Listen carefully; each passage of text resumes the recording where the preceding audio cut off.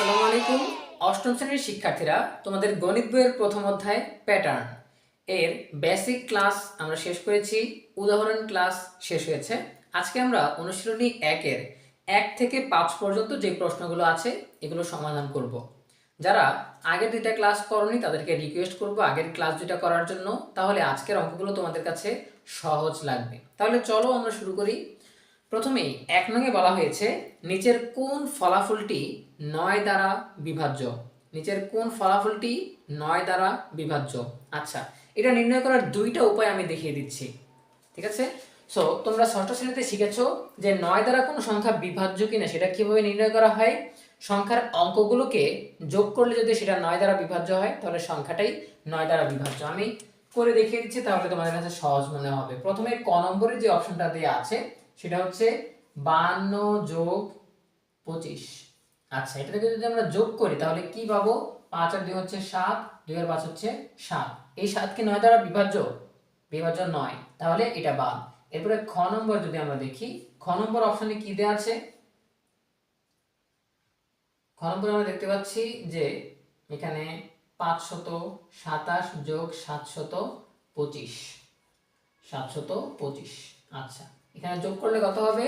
7 আর 5 হচ্ছে 12, 12 আর 2 হাতে রইল 1, 2 আর 2 হচ্ছে 4, 4 আর 1 5, এরপরে 7 আর 5 হচ্ছে 12, তাহলে 1252। এখন এর অঙ্কগুলোকে যদি আমরা যোগ করি, 1 এর সাথে 2 যোগ করলে কত হবে? 3, 3 এর সাথে 5 যোগ করলে কত হবে? 8, 8 এর সাথে 2 যোগ করলে কত হবে? 10।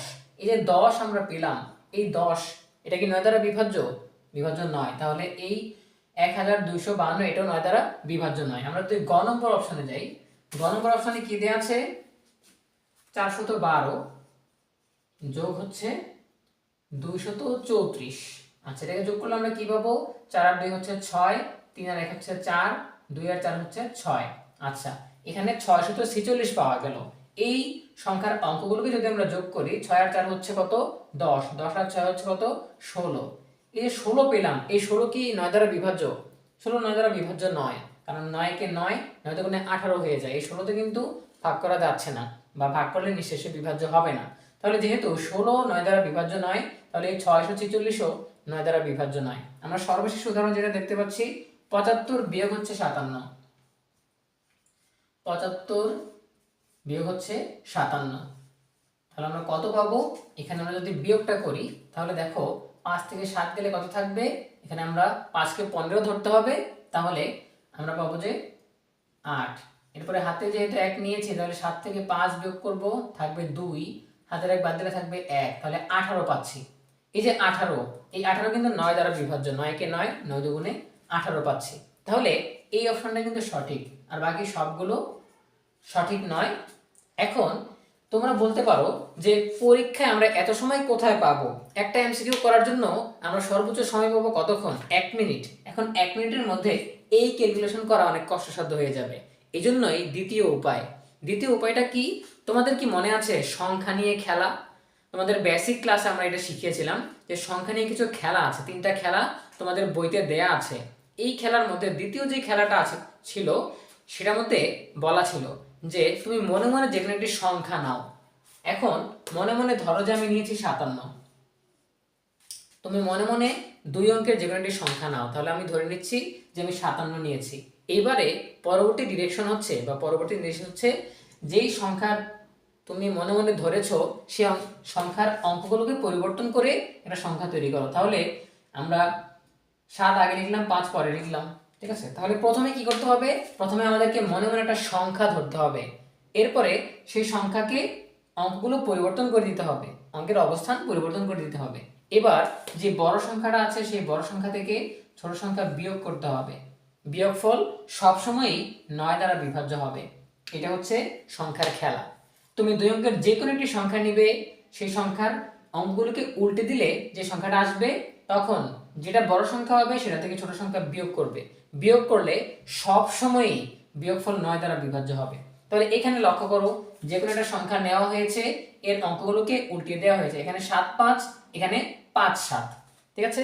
এরকম ভাবে যদি কোনো বিয়োগ দেয়া থাকে তাহলে সেটা অবশ্যই 9 দ্বারা বিভাজ্য হবে। আমি আবারও বলছি, যদি কোনো সংখ্যা তুমি দেখো যে এখানে 7 5 বিয়োগ করা হয়েছে 5 7, কিংবা এখানে 8 9 বিয়োগ করা হয়েছে 9 8, বা 9 8 থেকে 8 9। ঠিক আছে, এইভাবে যে কোনো একটা সংখ্যা, এই যে 5 7 এরপরে 7 5, এভাবে যদি তুমি দেখো যে বড় সংখ্যাটা থেকে ছোট সংখ্যাটা বিয়োগ করা হয়েছে, তবে সংখ্যার অঙ্কগুলো একই, খালি স্থানের পরিবর্তন হয়েছে, শুধুমাত্র স্থানের পরিবর্তন হয়েছে, এরকম দেখতে পেলে তুমি বুঝতে পারবে যে এটা 9 দ্বারা বিভাজ্য। কারণ অঙ্কের খেলায় আমরা শিখেছি যে দুই অঙ্কের যে কোনো একটা সংখ্যা নিলে সেই সংখ্যাকে অঙ্কগুলো উল্টে দিলে যে সংখ্যা আসে, এরপর বড় সংখ্যাটা থেকে ছোট সংখ্যাটা বিয়োগ করলে যেই সংখ্যাই পাওয়া যাবে সেটা সবসময় 9 দ্বারা বিভাজ্য। তাহলে এই ফরম্যাটটা যেহেতু আমরা এখানে দেখতে পাচ্ছি, সেটা 9 দ্বারা বিভাজ্য।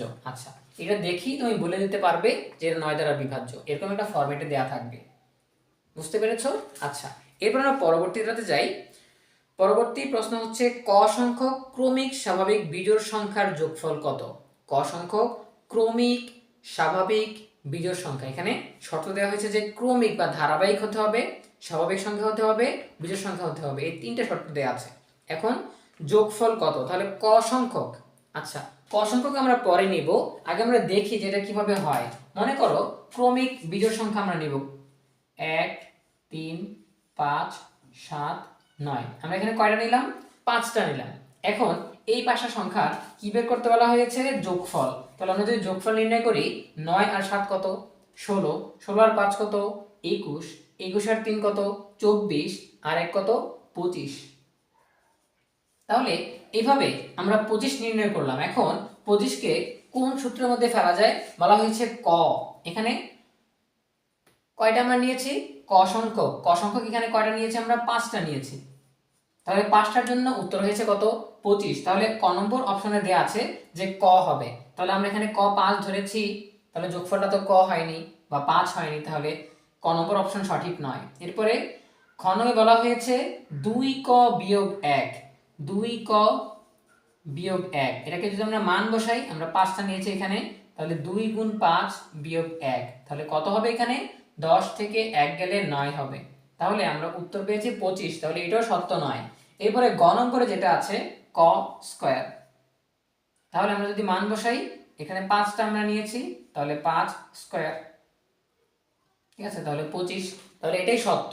পরবর্তীতে আমরা যদি ভুল প্রমাণ করতে চাই, তাহলে ঘ নঙে দেয়া আছে 2ক যোগ 1, তাহলে ক এর মান যদি আমরা এখানে 5টা নিয়েছি 5 বসাই, তাহলে 2 গুণ 5 যোগ 1 সমান সমান হচ্ছে 10 আর 1 এ 11। তাহলে দেখতে পাচ্ছি এটাও সঠিক নয়, এটাও সঠিক নয়, ঠিক আছে। তারপরে ক যেটা দেওয়া ছিল, তাহলে 5, এটাও সঠিক নয়। তাহলে আমরা সঠিক কোনটা পাচ্ছি? ক স্কয়ার। তার মানে হচ্ছে যে ক সংখ্যক ক্রমিক স্বাভাবিক বিজোড় সংখ্যার যোগফল সবসময়ই ক স্কয়ার হবে, অর্থাৎ যতটা বিজোড় সংখ্যা নিয়ে আমরা যোগ করব ততই স্কয়ার হবে। আমরা যদি 3টা নিয়ে যোগ করি, 3টা ক্রমিক বিজোড় সংখ্যা নিয়ে যদি আমরা যোগ করি, তাহলে 3 স্কয়ার হবে। আমরা যদি 4টা নিয়ে যোগ করি, 4 স্কয়ার হবে, অর্থাৎ যতটা ক্রমিক বিজোড় সংখ্যা নিব ততই স্কয়ার হবে এদের যোগফল। আচ্ছা, এরপর আমরা পরবর্তীতে যাই। পরবর্তীতে আছে প্রথম 3টি বিজোড় স্বাভাবিক সংখ্যার যোগফল। প্রথম 3টি বিজোড় সংখ্যা কি কি? 1 3 5, এগুলো হচ্ছে প্রথম 3টি বিজোড় সংখ্যা। এখন বলা হয়েছে প্রথম 3টি বিজোড় স্বাভাবিক সংখ্যার যোগফল, তাহলে এদের যোগ করতে হবে। তাহলে 1 যোগ 3 যোগ 5, তাহলে কত হচ্ছে? 5 3 8, 8 আর 1 হচ্ছে 9। আচ্ছা, এই যোগফলটা নিয়ে এখন কিছু প্রশ্ন আছে যে কোনটা কোনটা সঠিক। আচ্ছা, বলা হয়েছে একটি পূর্ণবর্গ সংখ্যা, তাহলে আমরা দেখতে পাচ্ছি এই 9 একটি পূর্ণবর্গ সংখ্যা, কারণ 9 এর বর্গমূল হচ্ছে 3, যেটা একটা স্বাভাবিক সংখ্যা। তাহলে কোন সংখ্যার বর্গমূল যদি একটি স্বাভাবিক সংখ্যা হয়, সেটাই কিন্তু পূর্ণবর্গ সংখ্যা। তাহলে 9 একটি পূর্ণবর্গ সংখ্যা। এরপরে বলা হয়েছে বিজোড় সংখ্যা, তাহলে আমরা কিন্তু এখানে বিজোড় সংখ্যাই পেয়েছি, 9 একটি বিজোড় সংখ্যা। এরপরে বলা হয়েছে মৌলিক সংখ্যা, কিন্তু 9 কিন্তু মৌলিক সংখ্যা নয়, এই সংখ্যাটি একটি যৌগিক সংখ্যা, এটাকে 3 গুণ 3 লেখা যায়, ঠিক আছে। তাহলে আমরা দেখতে পাচ্ছি যে পূর্ণবর্গ সংখ্যা আর বিজোড় সংখ্যা এই দুইটা শর্ত মানছে, তবে এটা একটি মৌলিক সংখ্যা নয়। তাহলে 1 ও 2 সঠিক উত্তর। এরপরে 4 নং এ দেখতে পাচ্ছি যে তালিকার পাশাপাশি দুইটি পদের পার্থক্য বের করো এবং পরবর্তী দুইটি সংখ্যা নির্ণয় করো। তাহলে এখানে সংখ্যার কিছু তালিকা দেয়া আছে, এর পরবর্তী দুটি সংখ্যা নির্ণয় করতে হবে পার্থক্য বের করার মাধ্যমে। তাহলে চলো আমরা এগুলো সমাধান করি। তো প্রথমেই যে সংখ্যাটা আছে সেটা যদি আমরা দেখি, এখানে আমরা প্রথমেই সংখ্যাটা লিখলাম, লেখার পরে এখানে আমরা কি নির্ণয় করব, পার্থক্য নির্ণয় করব। তাহলে পার্থক্য নির্ণয় করার জন্য আমরা এভাবে দাগ দিয়ে দিচ্ছি একটা পদ থেকে আরেকটা পদে। এবার দেখো 7 আর 12 এদের মধ্যে পার্থক্য কত, তাহলে 12 থেকে যদি আমরা 7 বিয়োগ করি তাহলে পার্থক্যটা পাবো, তাহলে পার্থক্য হচ্ছে 5।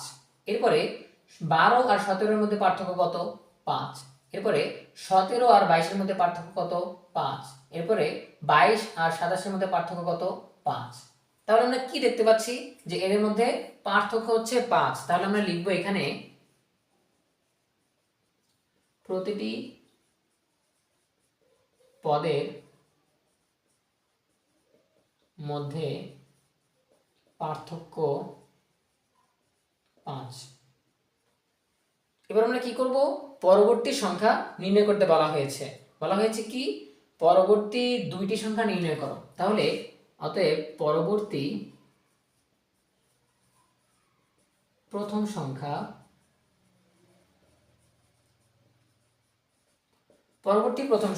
কিভাবে বের করব, শেষ যে সংখ্যাটা দেয়া আছে এর সাথে আরো 5 যুক্ত করলে পরবর্তী সংখ্যাটা আসবে। তাহলে 27 যোগ হচ্ছে 5, তাহলে কত হচ্ছে, 32। এবারে পরবর্তী দ্বিতীয় সংখ্যা, যেহেতু দুইটা সংখ্যা নির্ণয় করতে বলা হয়েছে, তাহলে পরবর্তী সংখ্যাটা কি হবে, এই 27 এর পরে হচ্ছে এই 32 আমরা পেলাম। এবার 32 এর পরে কত, 32 এর সাথে আরো 5 যোগ করলেই পরবর্তী সংখ্যাটি পাওয়া যাবে। তাহলে 32 যোগ 5 সমান সমান হচ্ছে 37। হয়ে গেল সমাধান। আমরা পরবর্তীতে যাই। পরবর্তীতে পার্থক্য কি আছে আমরা দেখি। পার্থক্য বের করার জন্য আমরা এভাবে দাগ দিয়ে দিচ্ছি। আচ্ছা, 6 আর 17 এর মধ্যে পার্থক্য কত, 6 আর 17 এর মধ্যে পার্থক্য কত সেটা দেখার জন্য 17 থেকে 6 বিয়োগ করলেই হবে। তাহলে কত হবে, 11। তাহলে 6 আর 17 এর মধ্যে পার্থক্য 11, 17 আর 28 এর মধ্যে পার্থক্য হচ্ছে 11, 28 আর 39 এর মধ্যে পার্থক্য হচ্ছে 11, 39 আর 50 এর মধ্যে পার্থক্য হচ্ছে 11। তাহলে আমরা এখানে কি লক্ষ্য করলাম, এখানে প্রতিটি পদের মধ্যে পার্থক্য 11। তাহলে এরপর আমাদের কি বের করতে হবে, প্রথমেই আমাদেরকে বলা হয়েছে পার্থক্য বের করার জন্য, আমরা পার্থক্য বের করেছি। এবারে আমাদেরকে পরবর্তী দুইটা পদ নির্ণয় করতে হবে। অতএব পরবর্তী প্রথম পদ আমরা কিভাবে বের করব, শেষ যে সংখ্যাটা এখানে দেয়া আছে সেটার সাথে 11 যোগ করলে হবে। তাহলে 50 যোগ 11 সমান হচ্ছে 61। পরবর্তী দ্বিতীয় পদ বা দ্বিতীয় সংখ্যাটি কি হবে, আমরা 50 এর পর যেটা পেয়েছি সেটা হচ্ছে 61। তাহলে এই 61 এর সাথে আমরা যদি আরো 11 যোগ করি তাহলে আমরা পরবর্তী দ্বিতীয় সংখ্যাটি পাবো। তাহলে 61 যোগ হচ্ছে 11, 72। তাহলে আমরা নির্ণয় করে ফেললাম খুব সহজেই। সো এইভাবে আমরা যে কোনো একটা তালিকা থেকে বা সংখ্যার প্যাটার্ন থেকে প্রথমে আমরা পার্থক্য বের করব। কিভাবে আমরা পার্থক্যটা পেয়েছি সেটা লিখবো, লেখার পর পরবর্তী সংখ্যাগুলো আমরা এভাবে খুব সহজে নির্ণয় করতে পারবো। এবারে আমরা দেখতে পাচ্ছি 5 নং-এ বলা হয়েছে যে নিচের সংখ্যার প্যাটার্নগুলোর মধ্যে কি কোনো মিল রয়েছে। আচ্ছা, প্রতিটি তালিকার পরবর্তী সংখ্যা নির্ণয় করো।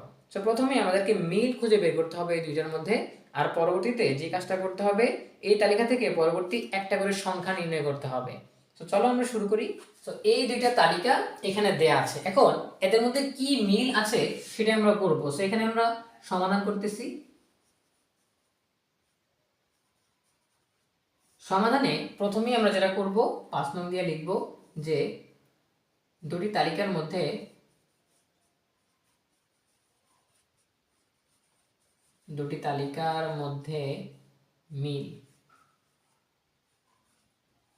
মিল আমরা লিখব। কি মিল আছে আমরা যদি দেখি, দেখো এখানে এটার মধ্যে প্রথম দুইটা পদ একই, এটার মধ্যে প্রথম দুইটা পদ একই। সো এই মিলটা যদি আমরা লিখে দিই তাহলেই হবে। তাহলে আমরা লিখতেছি প্রত্যেক তালিকায় প্রথম দুইটি পদ একই। ঠিক আছে, তার মানে হচ্ছে এখানেও প্রথম পদ হচ্ছে 1 1, এখানেও প্রথম পদ হচ্ছে 4 4, অর্থাৎ এই দুজনের মধ্যে মিল হচ্ছে যে তাদের প্রথম দুইটা পদ একই রকম থাকে। ঠিক আছে, একই থাকে। আচ্ছা, এবার আমরা ক নম্বর শুরু করতেছি। ক নম্বরে কি বলা হয়েছে? বলা হয়েছে পরবর্তী সংখ্যাটি নির্ণয় করার জন্য। তাহলে আমরা করি, এখানে ক নম্বরে আমরা যদি সংখ্যাগুলো লিখি 1 1 2 3 5 8 13, এভাবে চলতেছে। আচ্ছা, এভাবে আমরা দেখব যে কিছুক্ষণ আগে আমরা কি করেছি, পার্থক্য নির্ণয় করেছি। ঠিক আছে, পার্থক্য নির্ণয় করে আমরা একটা প্যাটার্ন খুঁজে পেয়েছি। এখন আমরা যদি পার্থক্য নির্ণয় করি, এটা থেকে এটার পার্থক্য কত? 0, এটা থেকে এটার পার্থক্য কত? 1, এটা থেকে এটার পার্থক্য কত? 1, এটা থেকে এটার পার্থক্য কত? 2। তাহলে 0 1 1 2, কোনো প্যাটার্নই খুঁজে পাওয়া যাচ্ছে না। তাহলে অন্য কোনো কিছু খুঁজতে হবে। কি খুঁজতে হবে? দেখো এখানে এই যে 1 আর 1 যোগ করলে কি হয়? 2 হয়। এই যে 1 আর 2 যোগ করলে কি হয়? 3 হয়। এই যে 2 আর 3 যোগ করলে কি হয়? 5 হয়। এই যে 3 আর 5 যোগ করলে কি হয়? 8 হয়। এই যে 5 আর 8 যোগ করলে কি হয়? 13 হয়। এই যে 8 আর 13 যোগ করলে কি হবে? 21। তার মানে আমরা দেখতে পাচ্ছি যে পূর্ববর্তী দুটো সংখ্যার যোগফল হচ্ছে পরবর্তী সংখ্যাটি। পূর্ববর্তী দুটো সংখ্যার যোগফল হচ্ছে পরবর্তী সংখ্যাটি। পূর্ববর্তী দুটো সংখ্যার যোগফল হচ্ছে পরবর্তী সংখ্যাটি। পূর্ববর্তী দুটো সংখ্যার যোগফল হচ্ছে পরবর্তী সংখ্যাটি। এভাবে যোগ করে করে সামনের দিকে এগোচ্ছে। তাহলে আমরা কি লিখতে পারি? এখানে পূর্ববর্তী দুইটি সংখ্যার যোগফল পরবর্তী সংখ্যা। আমরা কি লক্ষ্য করেছি সেটা আমরা এখানে লিখে দিলাম। এবার আমরা কি করব? পরবর্তী সংখ্যাটি নির্ণয় করব। অতএব পরবর্তী সংখ্যা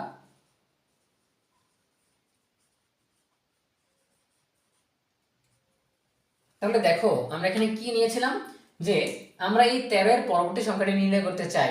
তাহলে কি কি যোগ করব? আমরা যে সংখ্যাটা আমরা নির্ণয় করতে চাই এর আগের দুটো সংখ্যাকে নির্ণয় যোগ করব। তাহলে 8 আর 13 যোগ করতে হবে। তাহলে 8 যোগ 13, যেটা আমরা এখানে করেছি 21 হয়ে গেল।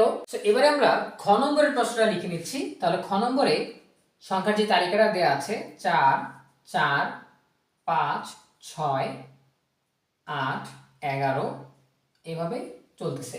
আচ্ছা, এখন এর মধ্যে যে প্যাটার্ন লুকিয়ে আছে সেটা বের করতে হবে। আচ্ছা, এখানে দেখো যে এদের মধ্যে পার্থক্য কি আসে। 4 আর 4 এর মধ্যে পার্থক্য 0, 4 আর 5 এর মধ্যে পার্থক্য কত? 1, 5 আর 6 এর মধ্যে পার্থক্য কত? 1, 6 আর 8 এর মধ্যে পার্থক্য কত? 2, 8 আর 11 এর মধ্যে পার্থক্য কত? 3। এখন যে পার্থক্যগুলো আমরা পাচ্ছি এগুলো একেবারে বিচ্ছিন্ন, মানে এর মধ্যে কোনো পার্থক্য খুঁজে পাওয়া যাচ্ছে না। দেখো 0 1 1 2 3, কোনো প্যাটার্ন খুঁজে পাচ্ছি না। তাহলে কি করব আমরা? যে পার্থক্যগুলো এসেছে এগুলোর মধ্যে ব্যবধান কিংবা যোগফল নির্ণয় করে এর মধ্যে কোনো প্যাটার্ন আছে কিনা সেটা আমরা খুঁজে বের করার চেষ্টা করি। তাহলে দেখো এর মধ্যে যদি আমরা পার্থক্য নির্ণয় করার চেষ্টা করি, এই 0 থেকে 1 পার্থক্য কত? 1, এই 1 থেকে 1 পার্থক্য কত? 0, এই 1 থেকে 2 পার্থক্য কত? 1। তাহলে 0 1 1, এটা তো হচ্ছে না। ঠিক আছে, এখানে হচ্ছে 1, এখানে হচ্ছে 0, 1 0 1 2, কোনো কিছু হচ্ছে না। তাহলে আমরা যোগ করে দেখার চেষ্টা করি যে এইটা আর এইটা যোগ করলে কি হয়? 1 হয়। এইটা আর এটা যোগ করলে কি হয়? 2 হয়। এইটা আর এটা যোগ করলে কি হয়? 3 হয়। এইটা আর এটা যোগ করলে কি হয়? 5 হয়। তাহলে এইবারে আমরা একটা প্যাটার্ন খুঁজে পাচ্ছি যে পূর্ববর্তী দুইটা সংখ্যা যোগ করে যা হয় সেটাই পরবর্তী সংখ্যা। দেখো 0 আর 1 যোগ করে 1 পাওয়া যায়, আবার 1 আর 1 যোগ করে 2 পাওয়া যায়, আবার 1 আর 2 যোগ করে 3 পাওয়া যায়। এভাবে পূর্ববর্তী দুইটা সংখ্যা যোগ করে করে পরবর্তী সংখ্যার পার্থক্যটা তৈরি হচ্ছে। তাহলে এখানে আমরা কি খুঁজে পাচ্ছি? আমরা যদি নিচে না লিখে এই পাশে লিখি, তোমরা নিচে লিখবে কারণ হচ্ছে আমাদের এখানে জায়গা নিচে নেই। আচ্ছা, এখানে আমরা কি দেখতে পাচ্ছি? পার্থক্য প্রতিবার পূর্ববর্তী দুইটি পার্থক্যের যোগফল। তাহলে পার্থক্য কিভাবে বাড়তেছে? পার্থক্য প্রতিবার পূর্ববর্তী দুটা পার্থক্যের যোগফলের সমান। দেখো এখানে পার্থক্য কত ছিল? 0 আর 1 মিলে পরবর্তী সংখ্যা 1 হয়েছে, 1 আর 1 মিলে 2 হয়েছে, 1 আর 2 মিলে 3 হয়েছে। এভাবে পার্থক্য আগের দুইটা পার্থক্যের যোগফল হিসেবে আসতেছে। এখন পরবর্তী সংখ্যাটা কিভাবে আসবে? তাহলে আমরা লিখি পরবর্তী সংখ্যা। পরবর্তী সংখ্যাটা কিভাবে আসবে? দেখো এখানে সর্বশেষ যে সংখ্যাটা আছে 11, তাহলে 11 এর সাথে আমি যেহেতু যোগ করে করে গিয়েছি, অর্থাৎ পার্থক্য নির্ণয় করেছি, তাহলে কি একটা যোগ করতে হবে। এখন কি যোগ করব? দেখো এখানে পার্থক্য কিভাবে আসতেছে? পূর্ববর্তী দুইটা পার্থক্যের যোগফল হিসেবে আসতেছে। তাহলে 0 আর 1 যোগ করে 1 পেয়েছি, 1 আর 1 যোগ করে 2 পেয়েছি, 1 আর 2 যোগ করে 3 পেয়েছি। তাহলে পরবর্তী পার্থক্যটা কত হবে? এই 2 আর 3 মিলে যোগ করলে 5 হয়, তাহলে পরবর্তী পার্থক্যটা হবে 5। তাহলে 11 এর সাথে 5 যুক্ত হবে, তাহলে কত হবে? 16। খুব সোজা। আচ্ছা, তো একে একে আমরা তোমাদের অনুশীলনের যে অঙ্কগুলো ছিল, এখানে আমরা দেখতে পাচ্ছি যে প্রথম তিনটা ছিল এমসিকিউ। সেই এমসিকিউ গুলো আমরা তোমাদের সমাধান করে দিয়েছি এবং কিভাবে সময় কম লাগবে সেটাও আমরা দেখিয়ে দিয়েছি কোন পদ্ধতি অবলম্বন করলে। আচ্ছা, এরপর আমরা চারের গুলো সমাধান করেছি। চারের সমাধানগুলো খুবই সোজা, এগুলো দেখলেই বোঝা যায় যে পার্থক্য নির্ণয় করলে খুব সহজে সমাধান করে ফেলা যাবে। শুধু দুইটা না, যদি আরো বেশিও নির্ণয় করতে বলে তোমরা পারবে, খুবই সোজা। এরপরে পাঁচের গুলো দেখো, এটা আমরা খুব সহজেই পেয়ে গেছি একটা পার্থক্য ব্যবহার করে, ঠিক আছে, বা যোগফল ব্যবহার করে। আর এখানে আমরা দুইবার প্যাটার্ন খোঁজার চেষ্টা করেছি, ঠিক আছে। সো আশা করি তোমাদের অঙ্কগুলো সহজ লেগেছে। যারা বেসিক আর উদাহরণের ক্লাস দুইটা ক্লাস করেছো তাদের কাছে আজকের অঙ্কগুলো সহজ লাগারই কথা। সো একবার না পারলে দেখো শতবার, যদি একবারে তুমি বুঝতে না পারো কয়েকবার দেখে নাও, বেসিকগুলো বুঝে নাও ভালোভাবে, তাহলেই তুমি আয়ত্ত করতে পারবে। সো আজকের ক্লাস আমরা এখানে শেষ করছি। পরবর্তী ক্লাসে আমরা 6 নং প্রশ্নে যে সৃজনশীলটা দেওয়া আছে সেই সৃজনশীলের ক থেকে গ পর্যন্ত সমাধান করে দিব। সো আজকের ক্লাসটাকে আমরা আর বেশি দীর্ঘায়িত করতে চাচ্ছি না। সো আজকের ক্লাসটা কেমন লাগলো সেটা তোমরা কমেন্টে জানিয়ে দাও, যাতে তোমাদের মতামতের ভিত্তিতে আমরা আরও সুন্দরভাবে ক্লাসগুলো উপস্থাপন করতে পারি। দেখা হচ্ছে পরবর্তী ক্লাসে। ভালো থাকো সবাই, ধন্যবাদ সবাইকে।